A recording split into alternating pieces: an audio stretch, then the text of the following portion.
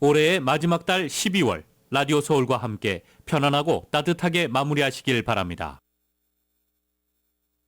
강혜신의 오늘의 미국.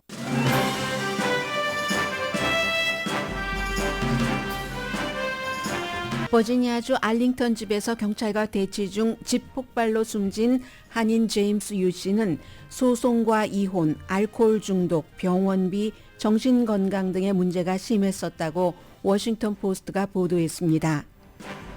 워싱턴 포스트에 따르면 김대중 전 대통령 고문이었다는 아버지에게 물려받은 재산 중 일부는 팔았고 폭발한 집을 팔아 위자료를 지급하라는 법원 명령을 받았으며 10학년 때부터 마신 술이 문제였고 자신을 변호하던 변호사로부터도 우편물을 보내지 말라는 요구를 받았을 정도로 보통의 삶을 살진 않은 사람입니다.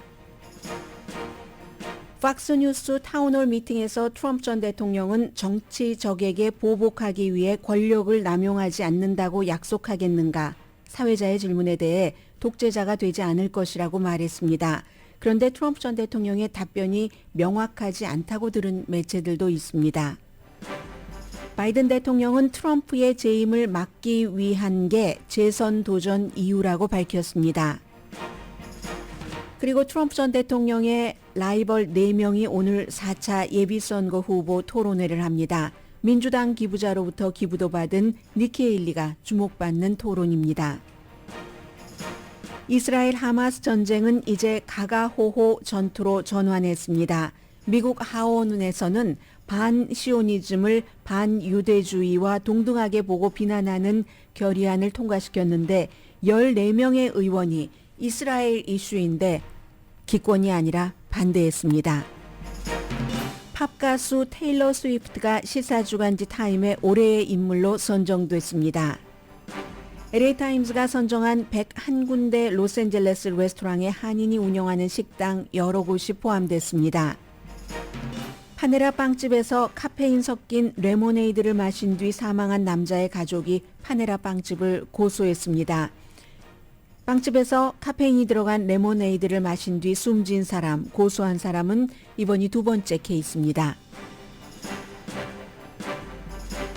여러분 안녕하십니까? 오늘의 미국 강혜신입니다. 아마 바이든 대통령이 우크라이나에 자금을 줘야 된다. 여기에 관해서 뭔가 언급을 할 것 같습니다. 이 부분은 이제 제일 뒤로 미루고요. 오늘 많은 분들이 관심을 갖고 계실 뉴스는 제임스 유 씨 집이 폭발하고 함께 숨진 그 사건인 것 같습니다만 그보다는 더 이제 큰 이슈부터 더 공통적인 세계와 미국 사람들에게 그런 미국의 탑 뉴스부터 전해드리겠습니다. 미국에서 대통령을 뽑는데 대통령과 가장 가까웠고 지금도 가장 가까운 오피니언 리더가 그 전 대통령이었고 현재는 후보에게 대통령으로 당선되면 정치적에게 보복을 하실 겁니까? 이런 질문을 2번이나 한다는 사실도 미국이 쇠퇴해 간다는 것을 보여주는 거고 2번째 질문에 대해서 끝내 대통령이 답을 했지만 독재자가 되지 않겠다라고 한 것 같지만 또 독재자가 되지 않겠다고 하지 않은 것 같다로 보일 수도 있는 것이거든요. 잠시 뒤에 여러분들께 들려드리겠습니다. 또 이런 후보가 최강의 압도적인 선두주자 후보라는 것도 미국에서 처음 있는 일입니다.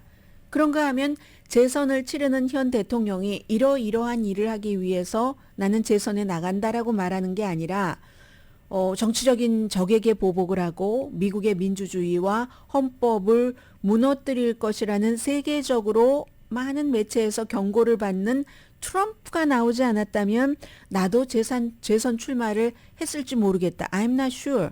이렇게 얘기하면서 현직 대통령이 재선에 출마하는 것을 본 것도 처음입니다. 저만 처음이 아니겠죠. 당연히 모든 분들이 처음일 겁니다. 이런 전현직 대통령이 바로 붙어서 또다시 대결을 하는 이 같은 이유로 이런 게 없기 때문에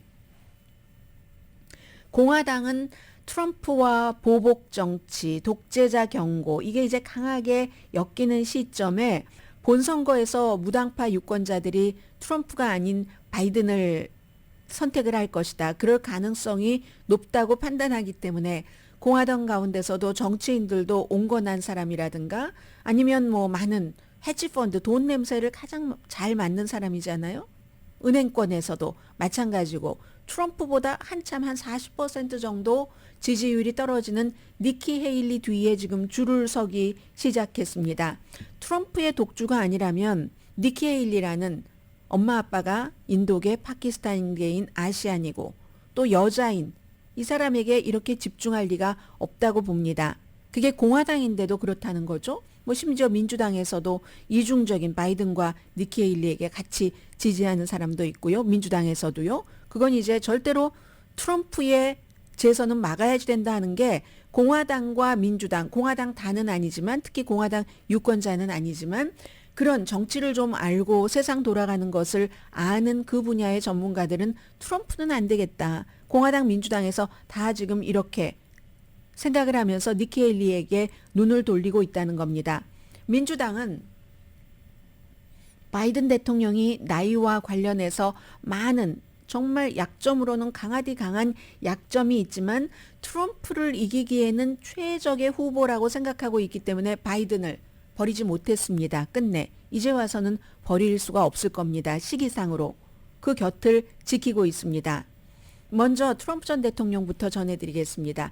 어제 이제 트럼프 전 대통령 아이오와주에서 타운홀 미팅에 갔었고 그 타운홀 미팅의 진행을 평소에 친했고 심지어 본인이 이런 그 정치 프로그램을 갖고 있으면서도 트럼프 캠페인에 나가서 연단에 막 뛰어 올라가서 트럼프와 허그하고 트럼프에게 투표를 해야지 됩니다라는 얘기를 해줬던 션 해니티가 사회를 봤습니다. 그리고 그 뒤에는 동료들과는 저 사람 쓰레기 같은 사람이야. 이렇게 얘기를 하고 트럼프의 변호팀들이 얘기하는 거 나는 1초도 믿지 않았어 라고 얘기하고 그 뒤에 다시 또 트럼프와 뭉칩니다. 이건 션 해니티가 어떠한 사실을 전달하기보다는 본인 유명하고 돈을 많이 버는 것에 포커스를 두고 있는 사람이라는 것을 증명을 하는 겁니다.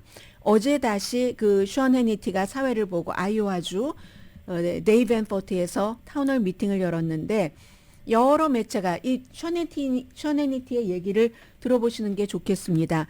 여러 매체가 제가 여러분들께 전해드린 것처럼 애틀란틱, 뉴욕타임스, 워싱턴 포스트, 가디언 등등등등 사람들이 신뢰를 하는 그런 매체에서 저 사람 독재자가 될 거야. 그리고 독재자가 될 수 있는 환경이 더 잘 마련이 됐어. 보복의 정치를 할 거야. 실제로 말로써도 그렇게 얘기하잖아. 보복의 정치를 하겠다고 끊임없이 얘기해 온 것을 어제 션 해니티가 청소를 쫙 아주 깨끗하게 청소를 잘 해주더군요. 트럼프 전 대통령과 션 해니티의 얘기를 좀 들어보시겠습니다.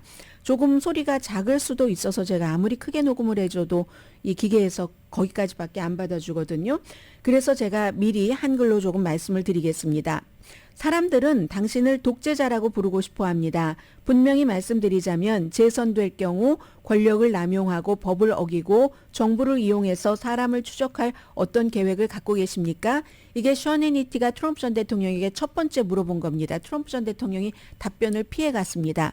그러자 다시 션 해니티가 광고를 하기 전에 지금 이제 광고를 하기 전입니다 라고 얘기를 하면서 어떤 경우에도 누구에게 보복을 하기 위해 권력을 남용하지 않을 것이라고 오늘 지금 미국에 약속할 수 있습니까? 라고 얘기하니까 트럼프 전 대통령이 첫날 빼고는 이라고 얘기를 합니다. 그게 무슨 뜻인데요? 근데 이건 또 무슨 말인지 잘 모르겠어요. 존 케리가 감옥에 갈 거야. 뭐 첫날 빼고는 그게 무슨 뜻이냐니까요. 국경을 닫고 오일을 시추하는 드릴. 그랬더니 션 해니티가 그건 보복이 아닌데요. 그렇게 얘기를 합니다. 트럼프 전 대통령이 난 그렇게 할 거야. 난 이 가이가 좋아. 당신 독재자 안 될 거죠? 노. 난 첫날 빼고 국경 닫고 드릴. 이렇게 얘기를 하거든요. 여러분께서 그 뉘앙스를 그대로 한번 들어보시기 바랍니다. We almost have to go to a break. I want to go back to this one issue, though, because the media has been focused on this and attacking you. Yeah. Under no circumstances, you are promising America tonight you would never abuse power as retribution against anybody. Except for day one. Except Look, what? he's going crazy. Except day for one. Meaning? I want to close the border and I want to drill. That's drill, not. That's drill. That's not retribution. 그건 보복 아니잖아요. I'm going to be. He keeps. We love this guy. He says, "You're not going to be a dictator, are you?" I said, "No. Other than day one." We're closing the border, and we're drilling. After that, I'm not a So dictator, okay? that sounds to me like you're going back to the policies when you were president. All right, That's exactly take a break. Just getting started. We're in beautiful. 네, 이 그 셔네니티가 아주 잘 정리를 해주잖아요. 그거는 이제 그 정책으로 돌아가겠다 이런 얘기를 그 한 것이잖아요. 그런데 데이 원 빼고는이라고 했는데 데이 원에 아무리 행정명령으로 하고 한다 할지라도 국경이라든가 드릴 이것을 다 데이 원 하루에 처리할 수 있을지는 모르겠고 그리고 본인은 분명히 본인 입으로는 뭐 그런 것을 약속한다라고 얘기를 하지는 않았습니다. 셔네니티가 치워졌죠. 그리고 나서 그 뒤에는 여러 가지 이슈를 얘기를 했지만 뭐 크게 뭐 달리 지금까지와 말한 것은 없고 바이든 대통령의 정신 건강에 대해서 이렇게 얘기를 했습니다. 나쁘거나 아니면 나쁜 것보다 더 나쁘거나 바이든이 신체적으로 캠페인을 견딜 수 있을지 난 모르겠다라고 말했습니다. 그리고 나서 사실 그리고 나서가 아니라 그것보다 조금 몇 시간 전이었습니다. 바이든 대통령이 먼저 그 매사추세츠 그 보스턴에서 선거 기금 모금 행사를 하면서 공식적으로는 지금 그렇게 말하지 않습니다. 그런데 이제 누군가가 말하고 거기에 대한 답변이 트럼프가 나오지 않았으면 나는 재선에 나왔을지 잘 모르겠다. 그가 이기게 둘 수가 없다. 이게 바이든 대통령이 어제 비공개로 공식적이 아닌 자리에서 한 말입니다. I expect so, but look, he is running, and I have to run. 그가 출마했기 때문에 나도 I have to run이라고 얘기를 하고 있죠. 이건 바이든 대통령 일관성이 있는 건데 첫 번째 선거에 나왔을 때도 그렇게 말했습니다. 트럼프 전 대통령이 버지니아에서 무슨 유대인이 우리를 대처할 수 없고 흑인이 우리를 대처할 수 없고 라고 백인 우월주의자들이 시위하고 행진하고 마스크 쓰고 흰 두건 쓰고 그들 뭐 KKK 같은 여러 가지를 상징하는 그랬을 때 트럼프 전 대통령이 저 사람들에게 좋은 사람이 있다. 똑같다. 양측에서 그러한 것을 반대하는 사람이나 백인 우월주의자들 가운데 좋은 사람이 있다라고 얘기를 했죠. 그때 바이든 대통령은 트럼프 전 대통령이 그런 생각을 갖고 있지 않고 그런 사람이 출마하지 않으면 나도 출마하지 않아 그런 사람이 출마를 했기 때문에 내가 이겨야지 돼서 출마를 했다라고 바이든 대통령이 말을 했습니다. 지금 이제 이런 상태에서 오늘 저녁에 굉장히 중요한 공화당 예비선거 후보의 토론이 있는데 지지율은 대체적으로 공화당 안에서 트럼프가 제일 많고 디센티스와 니케일리가 비슷한데 트럼프 전 대통령의 반도 안 됩니다. 그리고는 이제 라마스와미가 한 5%, 비벡 라마스와미, 크리스 크리스티 전 뉴저지 주지사가 4% 정도 지지를 받고 있는데 지난 이 네 사람이 오늘 하는데 세 번의 시청률, 대통령 후보 토론의 시청률이 계속 내려갔거든요. 첫 번째가 뭐 1250만 명 정도, 그 다음이 950만 명, 750만 명. 관심이 없으면 안 되는 겁니다. 이게 트럼프 쪽으로 그냥 끝나버리는 겁니다. 2015년도에 트럼프가 처음 나왔을 때에 그때의 첫 번째 공화당의 후보 토론회에서는 한 2450만 명 정도가 시청을 했는데 이번엔 첫 번째부터 이미 1280만 명, 약 반 정도밖에 안 되잖아요. 그만큼 트럼프가 지금 굉장히 강한 것이기 때문에 트럼프를 민주당에서도 공화당에서도 이 사람은 안 된다라고 생각하는 사람이 많은데 그러기 위해서는 론 디센티스 같은 경우는 얼마 전에 게빈 뉴섬 주지사와 역시 션 해니티가 사회를 보고 서로 토론을 했잖아요. 레드 스테이트, 블루 스테이트에서 가장 강한 주지사끼리 거기서 굉장히 에너지를 좀 보여줬습니다. 지난번 3번 공화당 예비선거 후보 토론회 할 때와는 달리. 그래서 그 기운을 그대로 살려서 오늘 가져갈까? 뭐 이게 이제 문제가 되는 거고요. 비벡 라마스와미 같은 경우는 첫 번째, 두 번째 사진도 굉장히 잘 받았고 젊은 사람이고 활기가 있고 하니까 인기가 있었습니다. 그런데 그 인기는 세 번째가 되면서 물거품이 됐죠. 점점 많은 공화당 사람들도 부정적으로 봅니다. 너무 천박해, 너무 얄팍해, 자격 미달이야.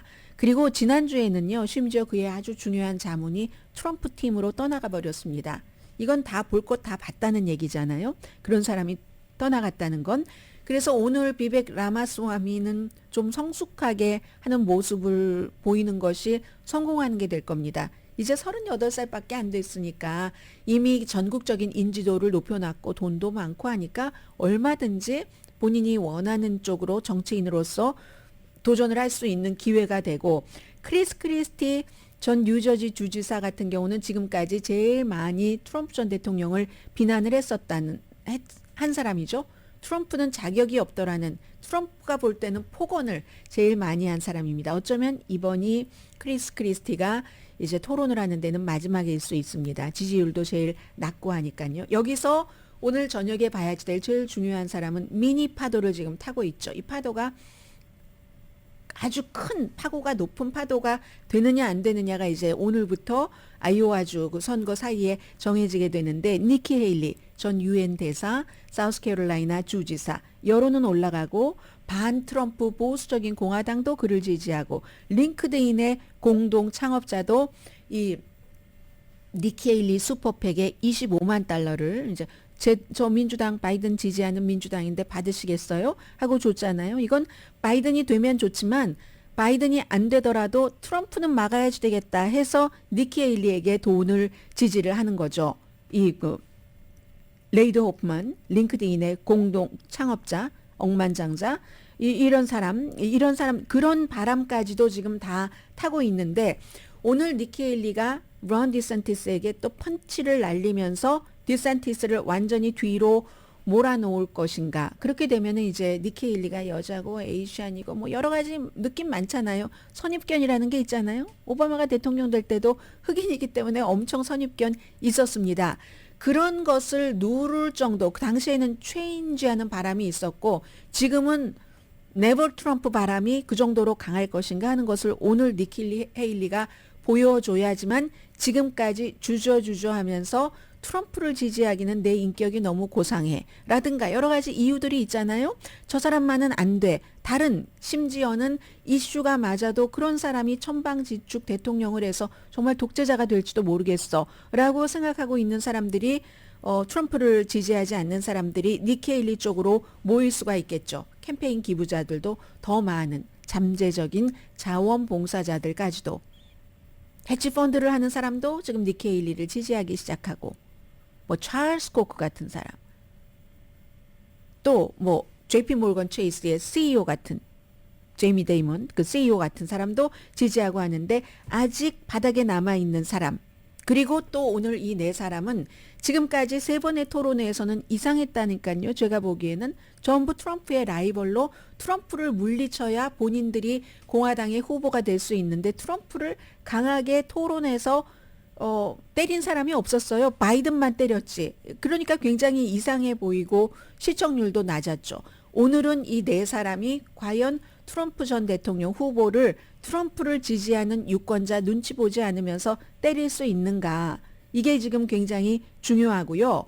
니키 헤일리의 경우는 바이든은 이길 수 있다는 여론조사가 나오는데, 바이든 이기기 전에 트럼프를 넘어야 바이든을 이길 수 있는 그런 정치 환경이 마련되는 거잖아요. 그래서 이제 니키 헤일리라는 인물이 어떤 인물인가, 오늘 이제 사람들이 더 자세히 볼 겁니다. 1, 2, 3차 후보보다는 정말로 이 트럼프에 대한 대안이 될 수 있는가. 이제 이 점이 오늘 토론회에서 굉장히 중요하고요. 그리고 또 다른 사람 또 있습니다. 그제 리스 체니, 공화당에서 트럼프에 반대한다고 쫓겨난 공화당 하원 서열 3위였던 리스 체니 전 하원 의원이 책을 냈잖아요. 사람들이, 정치인이 책을 내는 건요, 세계적으로 다 마찬가지입니다. 책은 언제든지 쓸 수는 있는데, 책을 써서 그 책을 발표하는 시기가 정치적인 어떠한 시기라면은 그 사람은 그 정치의 바람에 나를 올려놓고 싶어 하는 마음이 있는 겁니다.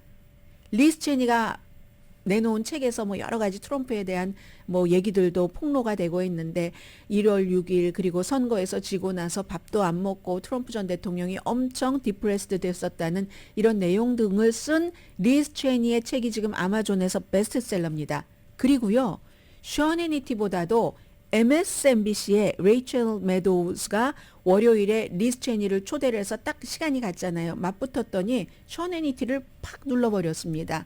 그날 이제 뭐 시청자가 300만 명이 넘다고 했는데, 그러니까 지금 공화당 내부에서 어떻게 다 여자네요.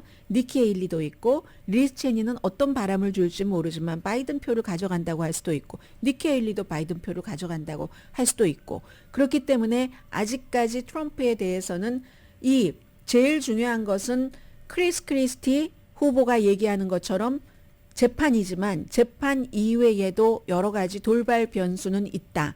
그리하여 미국은 트럼프와 바이든의 대결이 될 것인가, 니키 헤일리와 바이든의 대결이 될 것인가, 아니면 또 다른 그림이 나올 것인가. 트럼프의 얘기대로 바이든이 선거 캠페인을 끝까지 할 수 있을지 모르겠어요. 신체적인 건강 때문에 아무도 알 수 없는 2024년 연말입니다. 미국의 연말입니다.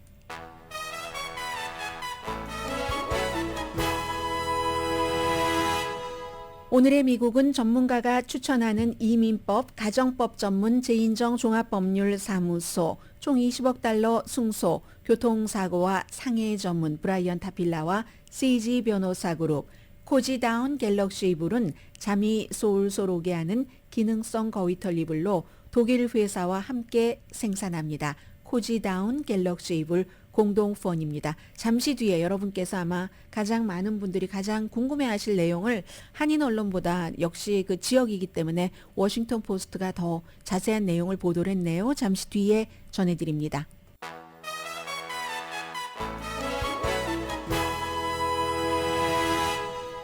라디오 서울 방송 오늘의 미국 듣고 계십니다. 오늘 그 워싱턴 포스트에 보면은 하나의 기사를 가지고 이제 어제 오후부터 그 집이 폭발했고 사람이 숨진 유해도 있고 한 게 이제 한인 제임스 유 씨 본인의 집이었고요. 혼자 살고 있었고 주변 이웃들은 뭐 차고에 뭐 짐 같은 것 있는 거 보면은 이사 갈 준비를 하고 있었던 것 같다. 이렇게 얘기를 하고 있고, 이혼 소송에서 법원이 이 집을 팔아서 부인에게 위자료를 줘라 하는 그런 명령을 내렸는데 그 명령을 지키지 않고 있었다. 뭐 이런 내용들도 있는데 굉장히 이제 여러분들께서 이 내용을 궁금해 하실 텐데, 워싱턴 포스트가요.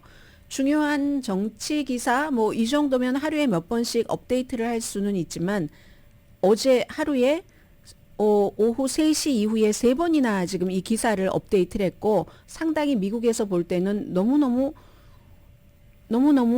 지금까지 보지 못했었던 본인이 살던 집안에서 그 집이 폭발해서 경찰과 대치 중에 숨진 케이스잖아요. 이 내용을 워싱턴 포스트의 3가지 기사를 좀 종합해서 전해드리겠습니다.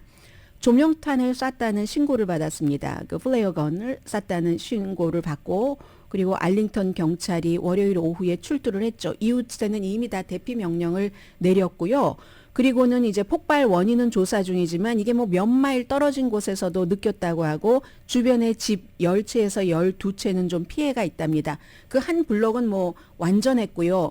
뭐 30차례나 조명탄을 발사한 것이라고 하니까 수색 영장을 당연히 이제 그 전에도 여러 문제가 있었고, 버지니아 그쪽에 이제 또 그 FBI 연방수사국 본부가 있잖아요. 본부가 있으니까 연방수사국에도 그동안 나에 대해서 뭐가 내가 억울하다 수사해달라고 끊임없이 뭔가를 넣고 이 숨진 제임스 유 씨가 그랬었답니다. 경찰이 가서 확성기를 틀고 이제 여러 가지로 이제 회유도 하고 했는데 답을 하지 않아서 지금 워싱턴 포스트의 레이티스트 보도에 따르면 뭔가 화학 물질을 좀 경찰이 사용을 했었다는 것으로 지금 나오고 있습니다. 그런데 이 화학 물질은 불이 안 붙는 화학 물질 같은 것을 이제 집에 넣는다던가 하는 것이 있었던 것 같아요. 그러다가 이제 결국은 이제 그 집이 그 폭발해 버렸는데 총소리도 났고요. 완전히 그 폭발하고 나서는 그 블록 전체가 잔해가 막 덮여 있고, 여러분들 텔레비전에서 엄청 많이 보셨을 겁니다. 세계적인 뉴스이기 때문에 이게 뭐 모든 대륙에서 다 크게 보도를 하고 있습니다. 다만 이제 주변 이웃들은 미리 대피하라는 명령을 내렸기 때문에 대피는 했지만 집으로 돌아갈 수 없는 가족들이 있고, 폭발 원인에 대해서는 아직도 정확하게 밝혀지진 않았습니다.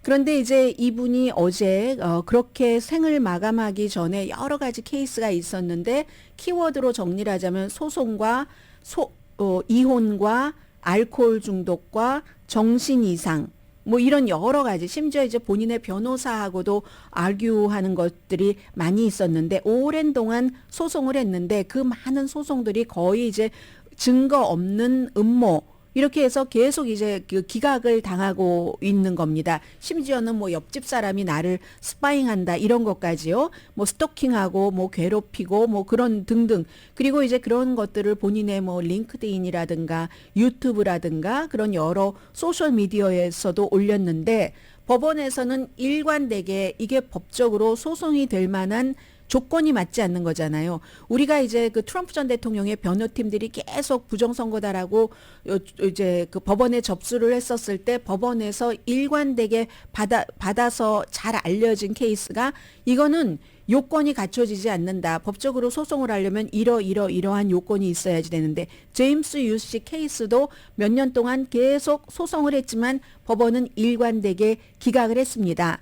그리고 알링턴 경찰은 지난 몇 년 동안 이제 소음 신고를 받은 적은 있대요. 그래서 이 제임스 유 씨를 그 만난 인터뷰를 한 적은 있는데 아무튼 이 제임스 유 씨는 뭐 사기 혐의다. 심지어는 뭐 기자들에 대해서도 소송을 제기를 하고 했는데 몇 년에 걸쳐서 연방 수사국 FBI에 계속 연락을 했답니다. 이 케이스, 이 사기 케이스 좀 수사해 달라고. 그런데 어떠한 케이스도 수사된 적이 없습니다. 연방 수사국이나 법원이나 똑같이 제임스 유 씨의 주장을 받아들여 주지 않은 겁니다. 이분은 누구누구를 소송했냐면 주변 사람들은 다 소송을 한 거예요. 뉴욕과 버지니아주에서 양쪽에서 변호사, 본인을 변호했었던 변호사도 그렇고 판사, 의사, 또 친척들도 자신의 권리를 침해하려고 공모한다. 전 아내, 엑스와이프, 누나도 마찬가지고요. 뉴욕주의 먼로 카운티에서 이혼 소송을 처리한 법원 관계자까지 소송을 했습니다. 그리고 2015년도에 급성 알코올 금단 증상으로 그를 치료했었던 뉴욕주의 로체스터 병원도 고소를 했습니다. 병원은 알코올 그 증세가 하도 심하니까 이제 가족들이 병원 치료를 받도록 했겠죠. 그런데 이제 그의 변호사 가운데 한 사람인 뉴욕의 그 시러큐스의 리처드 밤바르도라는 변호사는 소송을 하다가 소송 케이스를 처음에는 맞다가요. 2019년도에는 이 제임스 유 씨에게 이메일을 보냈습니다. 다시는 내 개인 주소로 아무것도 보내지 말아라. 만약에 또 보내면 내가 경찰에 신고하고 뭐 여러 가지 무슨 뭐 접근 금지라던가 이런 것을 하겠다. 당신의 행동이 너무나 터무니없고 한계를 넘었다. 당신이 내 이 주변에 접근을 하거나 뭐 이렇게 하도록 하면은 즉시 이제 뭐 불법 침입 혐의 이런 것 같은 것을 내가 법적으로 어떠한 그 행동을 하겠다. 도대체 내가 나에게 케이스를 의뢰했던 사람에게 불법 침입하지 말아라 하는 경고를 해야지 된다는 내가, 이 변호사인 내가 그렇게 하고 있는 사실조차 믿을 수가 없다. 이렇게 이제 변호사로부터도 이런 일이 있었고요. 이혼은 전 그 와이프와 2018년도에 합의 이혼을 했답니다. 합의 이혼을 한 뒤에는 이혼을 뒤집으려고 시도를 했고 두 분 사이에 자녀가 없답니다. 그리고 이 제임스 유 씨는 2020년도에 법원이 명령한 기한까지 전 부인에게 재산을 분할하지 않은 혐의로 법원 모독죄로 기소가 됐다고 하고요. 그리고 이 자산을 분배하는 그런 그 방법으로 2020년 10월 말까지 이 알링턴 이 집이요. 이 폭발한 이 집을 팔아라라고 법원이 명령을 내렸는데 워싱턴 포스트는 그 집을 판 기록은 없다. 이렇게 얘기를 했습니다. 그리고 이제 알코올 중독에 대해서는 2015년도 11월 달에 아내가 이제 그 2018년도에 합의 이혼을 했다고 했죠. 그러니까 2015년도에 아내가 그 병원에 이제 그 남편을 데리고 간 거죠. 알코올 뭐 중독 치료 등등으로 해서 그때 이제 유서를 이 제임스 유 씨가 그 써놨다 하는 그 얘기도 있고 그리고 이 제임스 유 씨는 스스로 본인이 10학년 때부터 음주를 시작을 해서 평생 동안 좀 과도한 음주를 했다. 이런 것에 대해서는 인정을 했다고 합니다.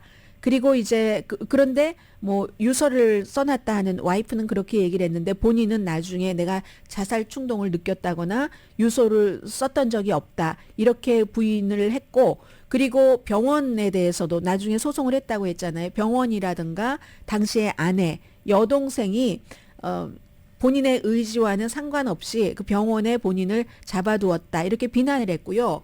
그리고 한 번은 MSNBC에서 본 뉴욕타임스 기자를 포함해서 2명의 남성이 2017년도 3월 달에 본인의 집에 나타나서 연방수사국 요원을 사칭을 했다. 뭐 이런 얘기들, 이런 것들을 하면서 뭐 계속 FBI라든가 법원에 소장을 접수를 하고, 유튜브 채널에는 실패한 소송, 그리고 이혼 이런 것에 관한 문서를 스크린샷을 찍어서 보여주는 영상을 여러 개를 올렸답니다. 뭐 지금 다 내려졌겠죠. 그리고 링크드인에서는 본인이 이제 미국 정부 부패 같은 것을 뭐 막 비난을 했는데, 여러 가지 뭐 FBI는 본인 얘기를 들어주지 않고 법원도 본인 얘기를 들어주지 않고 하면서 지금 폭발한 이 집의 옆집 부부 사진도 업로드를 했답니다. 그런데 그 사람들을 미스터 미세스 스미스, 이건 이제 브래드 피트하고 안젤리나 졸리가 그 스파이 커플 영화를 맡은 그 스파이 커플을 맡은 영화잖아요. 그러니까 옆집 사람들이 마치 자신을 이렇게 스파잉하고 있다, 감시하고 있다 하고 주장을 하기도 했고요. 그리고 92년도에 어머니가 병원에 아주 오랜 동안 입원을 하셨었고, 그때 이제 그 뒤에 이제 어쨌든 사망을 하셨는데, 그래서 어머니의 그 입원했었던 때 빚이 50만 달러가 넘었다. 뭐 이런 얘기도 본인이 이제 어디에 올린 거고요. 2003년도 통신회사 글로벌 크로싱, 여기서 이제 그 보안 책임자 자리에서 해고됐다. 이렇게도 얘기를 했고, 그리고 이혼 소송에서 판사의 명령을 받고 나서 버지니아주 맥클린이요, 알링턴이 아니라 알링턴에 있는 집이 폭발한 거고, 맥클린에 있는 부동산은 100만 달러에 판 적이 있답니다. 아무튼 그리고 그 소송 서류에서 나온 거죠. 아버지가 그 김대중 전 대통령의 그 고문이었다, 뭐 대선 후보였었을 때 그런 얘기. 어머니는 아마 뭐 보이스 오브 아메리카에서 일하셨는가 봅니다. 그런 얘기 본인이 다 얘기를 했고, 그리고 치료를 받고 있긴 한데 본인이 그 치료는 길고 느린 과정이다 이렇게 얘기를 했다는 것.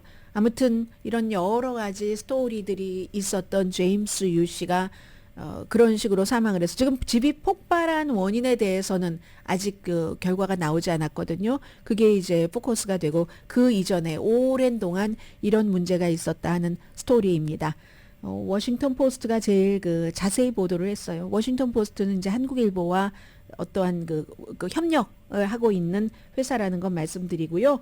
워싱턴 포스트가 원래 로컬 신문이잖아요. 로컬 신문인데 워싱턴이라는 곳이 정치가 많으니까 정치가 그렇게 많이 된 거고 해서 버지니아라든가 그런 데서 발생되는 여러 가지 로컬 뉴스는 워싱턴 포스트가 제일 빨리 좀 제일 자세히 보도하는 것 같습니다. 다른 뉴스 하나 더 전해드리려고 했는데 뒤로 미루겠습니다.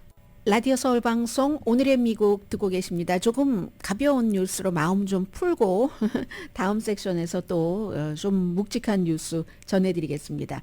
제가 그 로스앤젤레스 타임즈를 보다 보니까 뭐 매년 한 10년쯤 됐죠.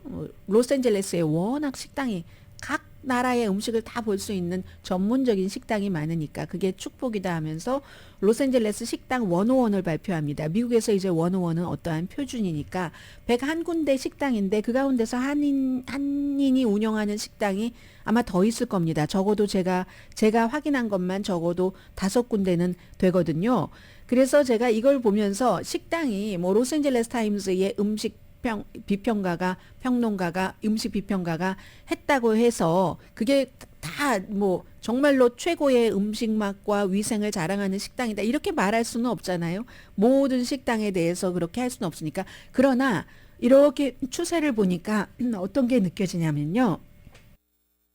예를 들어서 18번째로 양반이라는 식당을 선정을 했는데, 양반인데 이 식당은 저기 아트 디스트릭에 있습니다. 다운타운 샌페드로 있는데 주이시와 이제 주이시 음식을 많이 먹어보고 그 주이시 커뮤니티에서 자란 그 일리노이주의 하일랜드 파크에서 자란 존 홍과 그리고 카티아나 이분은 이제 주이신 거예요.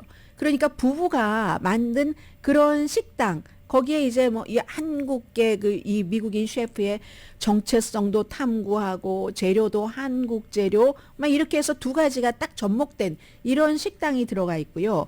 그리고 또 페릴라라는 로스앤젤레스 저쪽 에코파크 있는 데 가면은 김지희 씨가 하는 반찬 가게입니다. 이런 것도 있는가 하면 한인타운에 있는 아주 전통적인 오늘의 미국을 오래 후원을 해 주셨던 수라원 순두부도 있어요. 수라원 순두부도 있고 선화장 올림픽에 있는 곳이죠. 소바는 뭐 미국 사회에서 유명하고 이렇게 많이 그러나 뭐 선전을 많이 하지 않는 곳도 있고 이렇게 저희 회사를 후원은 오래 해주셨던 수라원 같은 식당도 이렇게 선정이 되더라 하는 거 있고 개인적으로는 Here's looking at you. 여기서 당신을 쳐다보고 있는 거죠. 이 식당이 저희 회사 근처에 아주 유명한데 사람들이 잘 몰라요. 육가에 있는 그런 그 자그마한 모퉁이에 있는 식당이거든요. 그래서 이제 뭐 이런 추세 많은 것들이 변하고 있구나 하는 것을 느꼈고, 그리고는 이제 지금은 여러분들께서 또 오늘의 미국을 듣고 계시는 많은 나이 드신 분들이 이쪽 서부 지역에 살고 계신다면은 아침에 운동하시고 저희 어머니를 포함해서 파네라라는 빵집에서 커피를 많이 드시는데, 파네라 빵집에서 카페인 섞인 강한 카페인이 있는 레모네이드를 마신 뒤에 사망한 남자의 가족이 파네라를 고소한 거. 이게 이제 지난번에 한 대학생도 그랬고 이번에도 그랬고, 물론 이 파네라 측에서는 우리 이 드링크 때문에 그런 게 아니다라고 얘기를 하지만 또 고소한 측에서는 나름대로 얘기가 있고, 카페인과 사람과 건강과 그리고 또 이 사이에 여러 스토리들이 있거든요. 여러분들께서 한번 판단을 해주시기 바랍니다. 데니스 브라운이라는 46살 되신 분이 플로리다주에서 카페인 함량이 아주 높은 음료 3번을 마셨습니다. 리필이에요, 2번은. 저는 왜 3잔을 사서 드셨나 했더니 2번은 리필. 그렇게 마신 뒤에 집에 가다가 걸어서 가다가 사망했고, 가족이 월요일에 파네라를 고소했다는 겁니다. 그 드링크 이름은 우리가 차징한다고 하잖아요. 뭐든지 다 차지드 레모네이드, 차지드 된 레모네이드인 겁니다. 그래서 이분이 10월 달에 이 플로리다주에서 먹고 집에 가던 중에 심장 발작을 겪은 뒤에 사망을 했다는 겁니다. 그러니까 가족 뭐 어머니 동생들이 고소를 했는데, 델라웨어의 고등법원에 고소를 했는데요. 12온스의 레드불도 아주 세잖아요. 그리고 16온스 몬스터 에너지 드링크들 굉장히 세죠. 이게 젊은 사람들에게 문제잖아요. 그걸 합친 것보다도 더 많았다는 겁니다. 3잔을 마셨으니까 더 하겠죠. 그런데 이 회사는 저희 이 드링크가 어린이, 뭐 임산부, 뭐 이런 이제 고소한 측에서는 뭐 이런 사람들에게 위험하다 하는 걸 충분히 알렸어야지 되고, 그걸 또 회사에서도 알고 있어야지 되고, 그런데 그렇지 않았다 해서 고소를 한 거고요. 회사에서는 앞으로 더 뭐 여러 가지 카페인 공개를 더 이제 강하게 하겠다라고 하면서 우리 그 드링크는 굉장히 안전하다. 물론 숨지신 분과 가족에게는 애도를 표하지만 그분의 사망은 우리 파네라의 드링크를 마시고 그랬다는 것이 아니라고 본다라고 얘기를 하고 있는 겁니다. 근데 기본적으로 이제 카페인이 많으면 그게 이제 더군다나 심장이 약하신 분이나 이런 분께는 영향을 미칠 수가 있잖아요. 지난 10월 달에도 역시 이 차지드 레모네이드를 마시고 9월 달에 사망한 심장 질환을 앓고 있던 대학생의 부모, 사망을 했어요. 이미 그 부모가 파네라를 상대로 소송을 했거든요. 당시에는 이제 21살의 학생이었는데, 이 정도면 안전하겠지 카페인이 하고 마셨는데, 파네라 웹사이트에 따르면 일반 그 차지드 레모네이드에는 260mg의 카페인이 들어있고 큰 사이즈는 390mg 카페인이 들어있답니다. 이분이 숨지신 분이 어느 사이즈를 마셨는지는 나와 있지 않아요. 근데 식품의약국에 따르면 대부분의 건강한 성인은 뭐 브랜드와 뭐 로스팅한 것에 따라 다르긴 하지만 하루에 최대 400mg의 카페인 또는 일반 커피 4잔에서 5잔 정도는 마셔도 된다 하는 거거든요. 그러면 이게 파네라에서 판 이 레모네이드 큰 것은 390mg, 뭐 4잔이나 5잔 마셔도 되고 그분은 심장 질환이 있었고 3잔 정도 마셨다는 거잖아요. 그래서 제가 여러분들께 말씀드리고 싶은 것은 에너지 드링크 같은 거 나이 드신 분들 많이 드시지는 않지만 카페인도 난 진한 커피가 좋아하면서 진한 커피가 맞을 수도 있어요. 지방 많이 드시는 분, 심장 다른 뭐 기타 질환이 없으신 분, 그러나 뭐든지 지나치면은 안 된다. 조심을 해야지 된다는 겁니다. 이분은 돌아가신 분은 고혈압, 발달 지연, 주의력 결핍, 또 약간의 지적 장애, 흐릿한 그 시력을 일으킬 수 있는 염색체 장애가 있으신 분이랍니다. 그래서 이제 이런 것들 여러분들께서 좀 신경을 쓰시라 하는 뜻에서 말씀드렸습니다.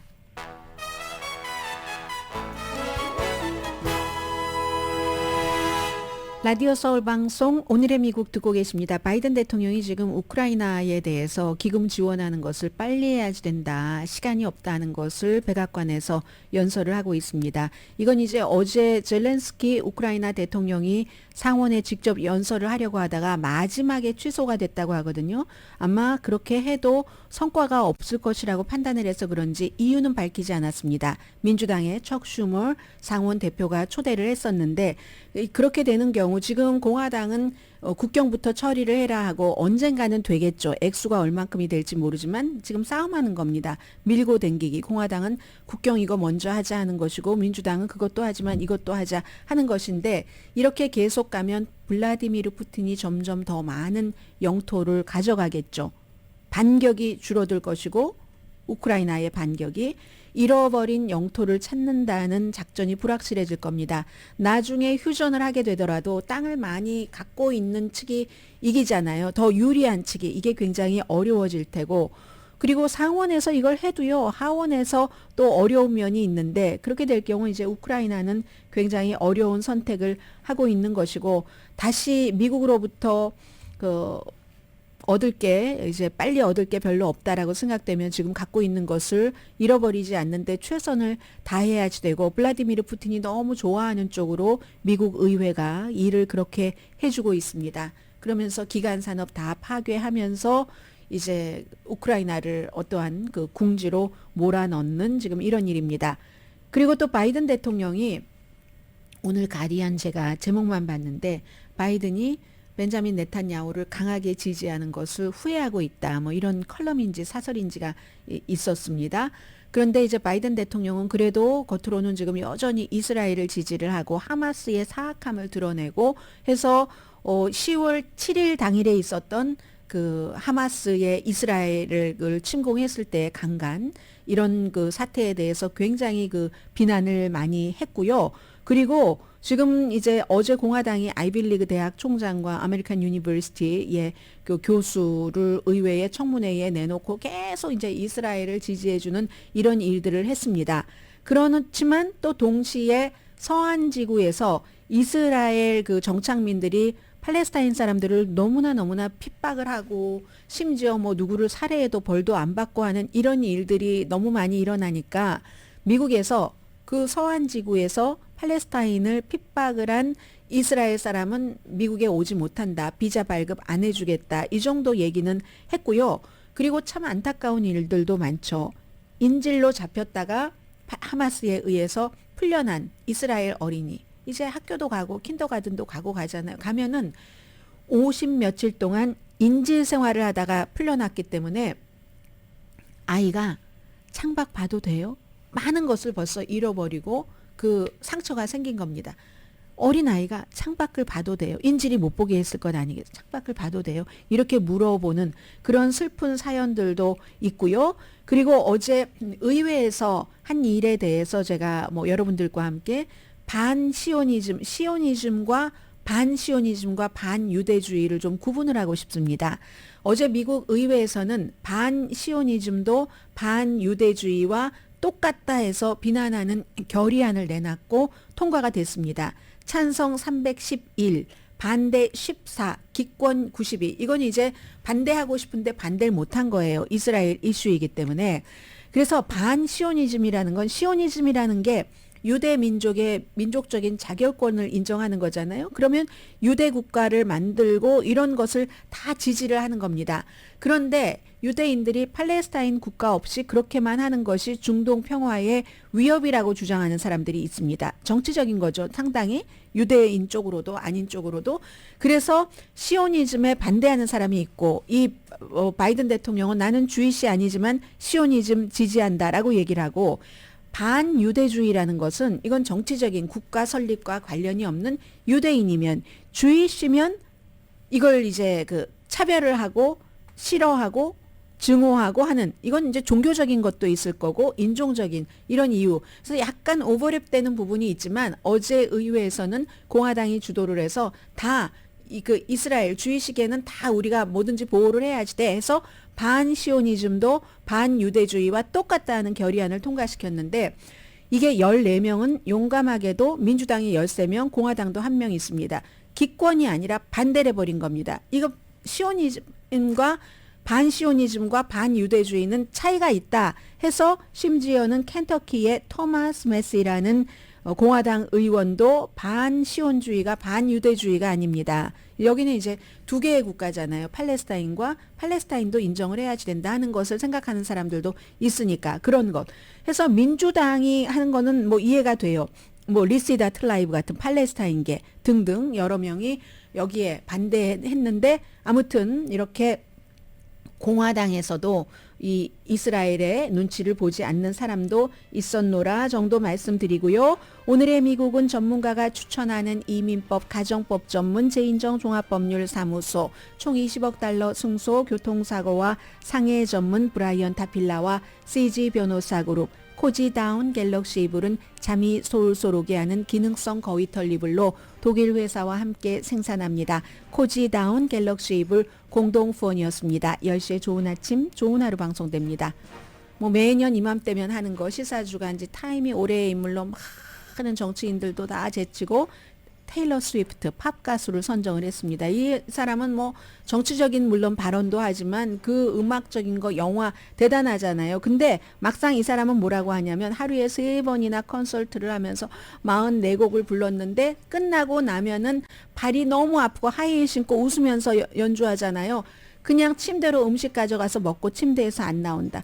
고통이 이 같은 영광을 낳는가 봅니다. 강혜신이었습니다.